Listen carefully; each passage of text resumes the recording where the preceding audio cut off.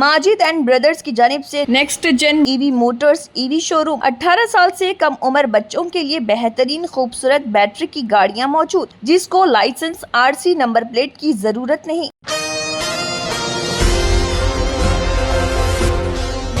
Khairatabad RT office के गरीब auto drivers संघर्षना समिति के सदर मोहम्मद इब्राहिम अहमद ने मोहम्मद निसार अहमद, उमर शाकिर, अब्दुल रहमान और दीगर के साथ तेलंगाना हुकूमत के जारी करदा जियो 263 की हिमायत न करने के सिलसिले में एक प्रेस मीटिंग का एहतमाम किया। बादजा उन्होंने सरकारी हुकाम से गुजारिश की है कि आगे आएं और उनका साथ दें।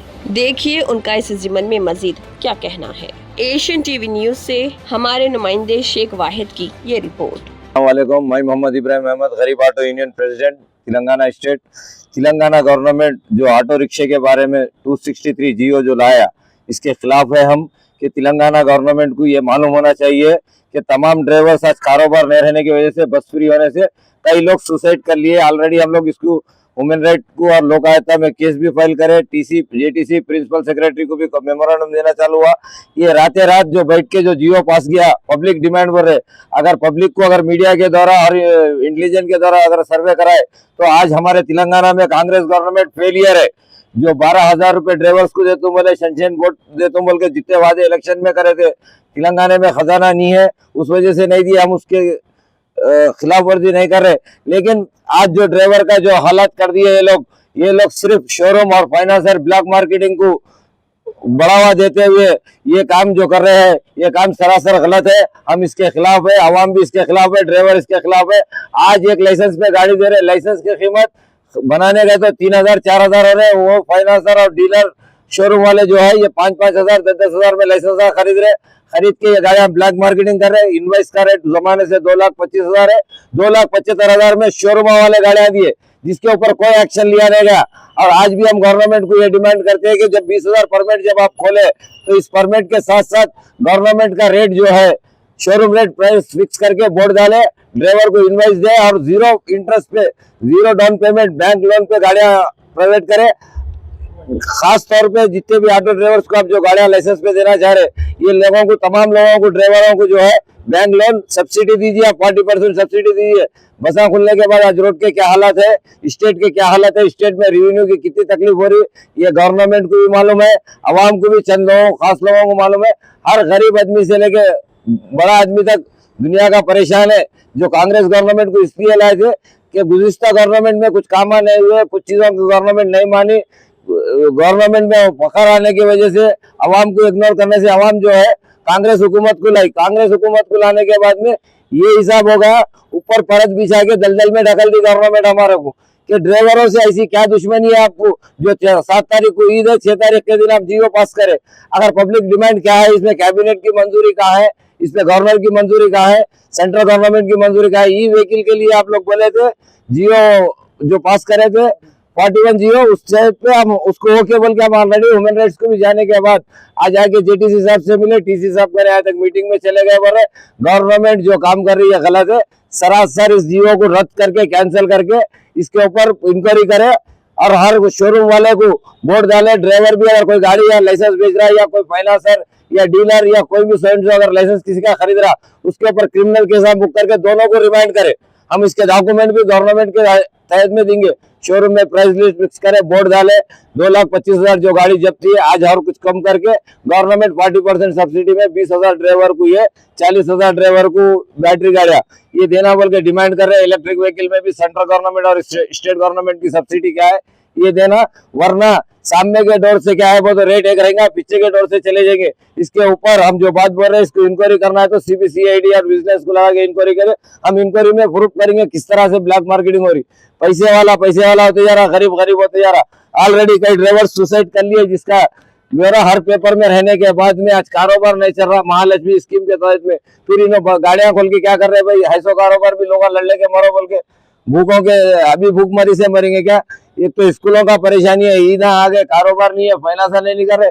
रिसेंटली जुबली हिल्स में 22 किराए, कुछ घर के खर्चे अखराजात नहीं बन सके, एक ड्राइवर सुसाइड कर लिया, करके 1 महीना नहीं गुजरा, ऐसे कई 30-40 ड्राइवर मर गए।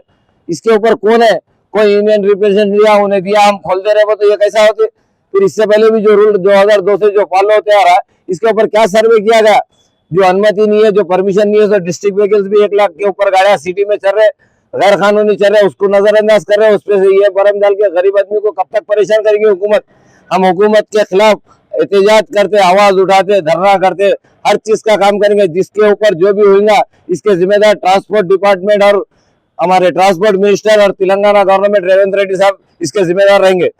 पूरा ऑफिस मैं सैयद शाकिरुद्दीन, समाज सेवक, आवाम के मुफाद के लिए और तेलंगाना गवर्नमेंट के प्रेस के माध्यम से एक इत्तला देना चाह रहा हूं कि आप जो 263 जो जियो लेके आए, ये जियो सरासर जो है आपस में टकराव पैदा करता है इलेक्ट्रिक गाड़ी के बीच और सीएनजी और एलपीजी के बीच। एक गाड़ी को जो है सीएनजी एलपीजी के अखराजात है और एक बैटरी गाड़ी को अखराजात नहीं है। ये दो व्हीकल्स आपस में टकराव पैदा हो जाएगा। इससे कोई सस्ता किराया मारेगा और कोई महंगा। इससे जो है अवाम में जो है तकलीफ पहुंचेगी और साथ में लड़ाई और तशद्दुद पैदा होगा। इससे जो है शहर में जो है आलूदगी का ख्याल नहीं रखे, ना जो है आपने जो है सेंट्रल गवर्नमेंट की ई रिक्शा की पॉलिसी को जो है बरकरार न रखे, जबकि आपके पास जियो 41 जो है उसकी मियाद 26 दिसंबर तक के है, 2026 दिसंबर तक के है। आप वो जियो को रखने के बावजूद को आपको ये नए जियो की जरूरत क्यों आन पड़ी। ये जियो दरअसल जो है ना आवाम के या बोलो ऑटो ड्राइवर्स के मुफाद में नहीं है, ये असल में जो है शोरूम वालों को जो है फायदा कराने के मुफाद में है। और रहा सवाल जो है आपके 12,000 रुपए का, जब सेंट्रल में जो है नरेंद्र मोदी सरकार 15 लाख का जुमला बोली, हमें तो लगता है कि ये भी एक जुमला है 12,000 का। आप पहले ही इतने ऑटो को जो वादा किए थे मैनिफेस्टो में 12,000 देंगे, अब ये मजीद 40,000 को कहाँ से देंगे आप। अगर 5 साल का अगर ब्यौरा निकाले यार इसका हिसाब करे तो 240 करोड़ रुपए होता। जब खजाने में जो है अमाउंट ही नहीं है तो आप किस तरीके से जो है इस तरीके के जो है ये बिला पास करते, इस तरीके का जियो पास करते। इससे जो है आपस में टकराव पैदा होता।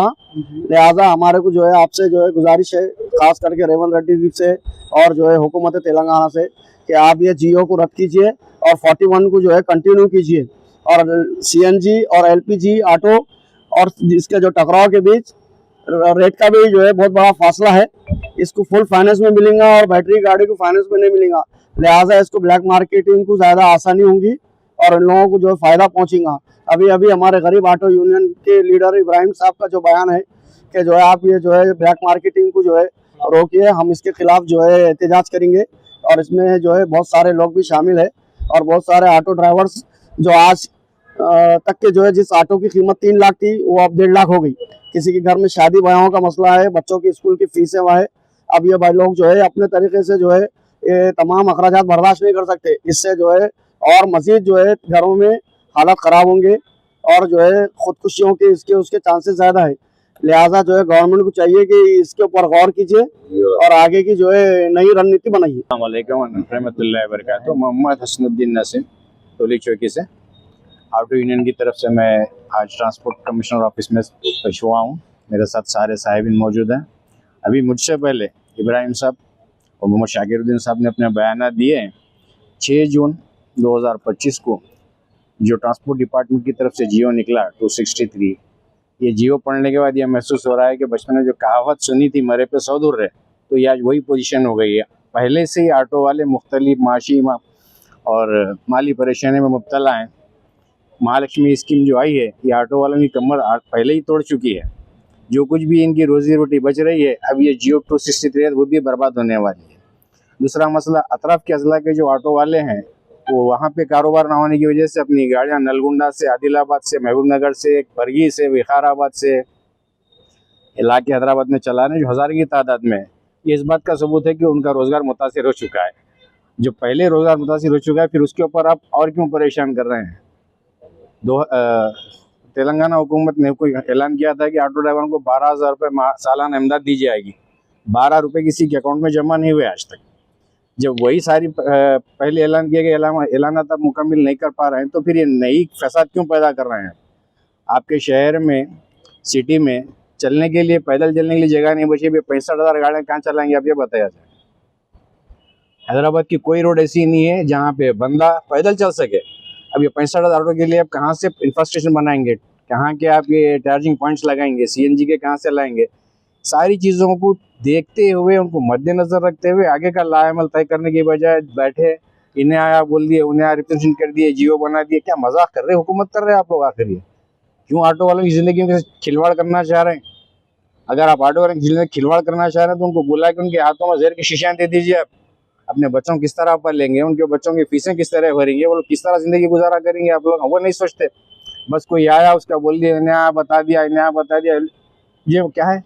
जियो के मामूली खेल है ये। पहले के जियो क्या कर रहे हैं? उस पर तो अमल नहीं कर रहे। ये नई की कहानी क्या लेके बढ़ रहे हैं? पहले उसको तो साफ करो आप। अगर आपको करना ही है तो पहले 12,000 का जो वादा करे आप पहले वो अकाउंट्स में ट्रांसफर कराइए। और जहां तक मेरा मुतालबा है, सारी यूनियन की तरफ से मैं आवाज़ बुलंद ऐलान कर रहा हूँ, उसकी मुखालिफत करूंगा कि पहली फुर्सत में जियो को रद्द कर दिया जाए। अगर ये जियो रद्द नहीं हो सकता है तो फिर उसके बाद जो भी होगा उसकी जिम्मेदारी ट्रांसपोर्ट कमिश्नर, ट्रांसपोर्ट मिनिस्टर और सीएम साहब के पास होंगी। और मैं बाज़ाब्ता ऐलान कर रहा हूँ, यहाँ से जितने ऑटोज हैं पूरे ऑटो हैदराबाद हेड ऑफिस के अंदर ट्रांसपोर्ट डिपार्टमेंट के ऑटो खड़ा कर देंगे और आरटीओ ऑफिस के सामने ऑटो वाले अपने 20 बच्चों को लेके धरने पे बैठ जाएंगे। उसकी जिम्मेदार हुकूमत होंगी। हुकूमत फिर एक बार गौर कर ले इस मामले पे। 18 साल से कम उम्र लड़के और लड़कियों के लिए अजीम पेशकश। हैदराबाद दक्कन में एक नुमाया नाम माजिद एंड ब्रदर्स की जानिब से next gen EV motors EV showroom जो बहादुरपुरा चौराहा किशनबाग रोड हैदराबाद में वाक़, जहां पर आपकी ख्वाहिश के मुताबिक 18 साल से कम उम्र बच्चों के लिए बेहतरीन खूबसूरत बैटरी की गाड़ियाँ मौजूद, जिसको लाइसेंस RC नंबर प्लेट की जरूरत नहीं। इस गाड़ी को कम उम्र लड़के लड़कियां स्कूल और कॉलेज के लिए इस्तेमाल कर सकती हैं। इनके अलावा औरतें और सीनियर सिटीजन्स भी इस्तेमाल कर सकते हैं, जिसमें 10-12 मॉडल दस्तियाब, जिसकी कीमत 50,000 रुपए से शुरू होकर 85,000 रुपए पर ख़त्म होती है, जिसमें मोटर और कंट्रोलर की वारंटी 2 साल है और बैटरी चार्जर की वारंटी 1 साल है। ये तमाम मॉडल हिंदुस्तान की मशहूर कंपनी जेलियो ई मोबिलिटी लिमिटेड कंपनी के हैं। मजीद तफसीलात के लिए 9246109197 और 9246209197 पर रब्त करें।